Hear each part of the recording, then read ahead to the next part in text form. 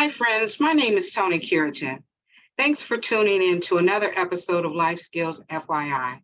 Life Skills FYI provides a set of core adult capabilities to manage work, family, and relationships successfully. It's designed to help build the skills adults need for life. Life Skills FYI teaches skills of planning, awareness, focus, self-control, and flexibility. They are daily living skills to promote successful, independent living, skills that every adult should know, but were never taught in school. Life Skills FYI premieres on Thursdays at 10 a.m. on our My Virtual Academy Facebook page. And today, our life skills lesson will be on what tips and what steps should you take to establish your credit for the first time. As you become an adult, one of the things you are going to have need of is credit. And so I'm going to share some tips on how to help establish your credit and build your credit. So credit is important, and having good credit can make it easier to rent apartments, to take out car loans, to buy and purchase a home, amongst other things. But it can also be hard to know how to establish credit for the first time. You might not have a credit history, which is otherwise known as credit invisibility. Or you might have thin credit, which means you don't have enough credit for any length of time for them to really be able to give you an accurate score. Your credit is brand new. You've only had it for a year or less. Whatever the case may be, there are several ways to establish credit. The general idea behind each strategy involves building a solid payment history over time with responsible credit use. So, before you get started on building your credit, it can be helpful to understand some of the fundamentals. To build a credit history, you first must know which activities impact your credit score and your credit report. A credit report is a record of your credit activity and how responsibly you've paid your credit accounts over time. A credit score is a number that represents how likely you are to pay back a loan on time. To calculate your credit score, a credit scoring company uses information from your credit report along with a mathematical formula or model. You have to keep in mind that there are multiple credit scoring models and credit scores. And each credit scoring company, for example, FICO and Vantage Score, they have different variations and different formulas and models that they use to score people's credit. So you may pull your credit report from Experian, and it will say your credit score is 549. And then you pull your credit report from TransUnion, and it will say your credit score is 605. So if you're wondering why there is a difference, this is why. It could also be because some companies that lend you credit or extend credit to you don't necessarily report to all three agencies. So TransUnion may have the credit report from your Macy's card and your Citibank Visa, but Equifax only has the report from Macy's. They don't have the Citibank Visa. So there are a lot of variables that goes into calculating your credit score. And so this is why when you pull your report, it may be different. It is also why you may pull your credit report and your credit scores read certain numbers, and then you go to a creditor. Say, for example, you go to purchase a car and they pull your credit report, and their numbers can be totally different from the ones you have. This is why that is, because there are several models out there that credit scoring companies use to calculate the score, as well as every lender that has extended credit to you does not necessarily all report to all 3 credit bureaus. So how can you establish credit? That's what you want to know. That's what you've been trying to figure out. There are many ways that you can build credit. Here are some important key factors that you need to keep in mind, no matter which path you choose to go down with regards to trying to build that credit. Before applying for your first credit card, you need to make sure that you can afford to pay for the charges that you make on your credit card. You need to have steady income. If you don't have a job, if you don't have a source of income, you should not be applying for credit, because in order to apply for credit, you have to establish that you can pay for it. So if you are unemployed, then do not, I can't emphasize enough, do not apply for credit, because you are only setting yourself up for failure. So before you begin applying, the first factor you need to take in consideration is, hey, can I afford to pay for this? If I charge something on it, can I pay for this? Because credit is not free money. It's money you owe. And you want to make sure that when they come for payment, when they send you the bill demanding the payment, you can pay it. Because if you don't, this is how you get bad credit. And you can get bad credit very quickly. So the first thing you have to consider is whether or not you can afford to pay for the charges that you make on your credit cards or on the loans that you take out. You have to make sure you have steady income, and you have to handle your credit responsibly. This means that you should not charge more than you can afford to pay, and that you have to pay your bills on time each month.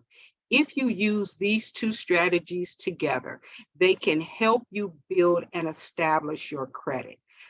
So if you need to establish credit, I'm going to give you 4 tips that will help you to do so. Your first tip is to apply for a secured credit card. Lack of credit history could make it difficult to get traditional unsecured cards, but there is another option, and it's called a secured credit card. With a secured credit card, you can make an initial deposit into a bank account, and this serves as a form of collateral, and it also serves as your line of credit, which means however much you deposit is the extent of your credit. If you deposit $300, then you have the ability to make purchases up to $300. You cannot make a $300 deposit on a secured credit card and then charge $500. It is to the extent of the collateral, the money that you deposit in that account. That is your line of credit. Secured credit cards work just like regular credit cards, but you have to keep in mind that it is secured by your funds that you're holding in that bank account. And if you don't pay your bills when they come due, you will lose that collateral that you have in that account.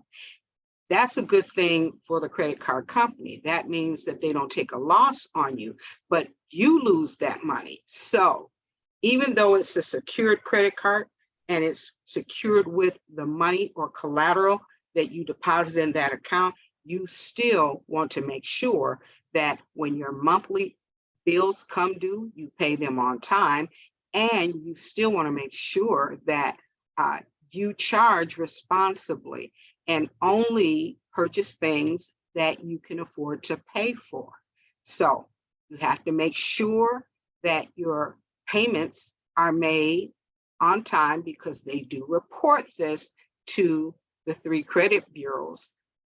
This is how you establish that credit history. So, key factor in trying to establish and build credit is if you are able to take out a secured credit card or a secured loan, payments have to be made on time, because part of extending credit is being able to determine that they are going to receive their payments from you. Your next opportunity to establish credit is to become an authorized user.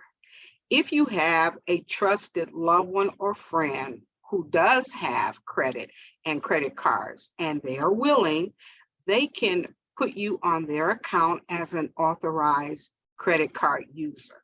And what this means is that you will then be able to charge on that credit card account just like they can. However, the card is in their name, and if anything happens, payments are responsible to them. So you really have to make sure that you do not charge unresponsibly on this account, because it is directly connected to your trusted loved one who gave you this opportunity to establish and build your credit by allowing you to utilize their account.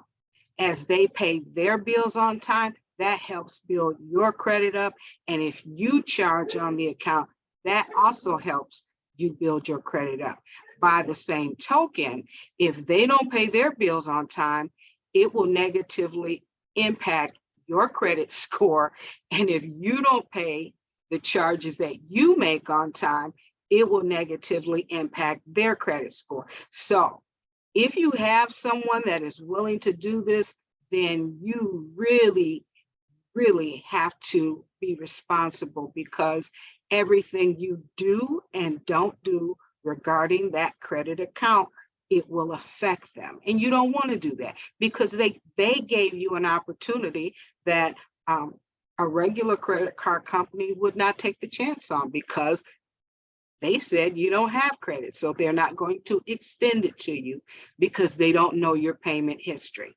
So second way to establish credit for the first time is to become an authorized user on someone else's account. But if you go that route, make sure that you charge responsibly and that you pay on time. The third way is to set up a joint account or to get a loan with a cosigner. There are banks and credit unions that will allow you to take out personal loans in smaller amounts, $500, $1,000. And in order to get that loan approved, they will allow you to bring in someone to join that loan application, or they will allow you to bring someone in who will co-sign or vouch for you. Again, just like the authorized user on the credit card, keep in mind when those loan payments come due, you have to make them, and you have to make them on time, because if you do not, it will definitely affect the joint account loan cosigner. It will definitely affect them and their credit. So if you have someone who trusts you and love you and is willing to put themselves out there so that you can establish your credit, please, please, please be responsible. Do not charge. Do not take out more than you need, more than is necessary, and certainly no more than you can really afford to pay back. Because if you fall into some sort of emergency situation where something happens and you can't make your payments, it falls on that cosigner, that joint account owner, to make those payments on your behalf.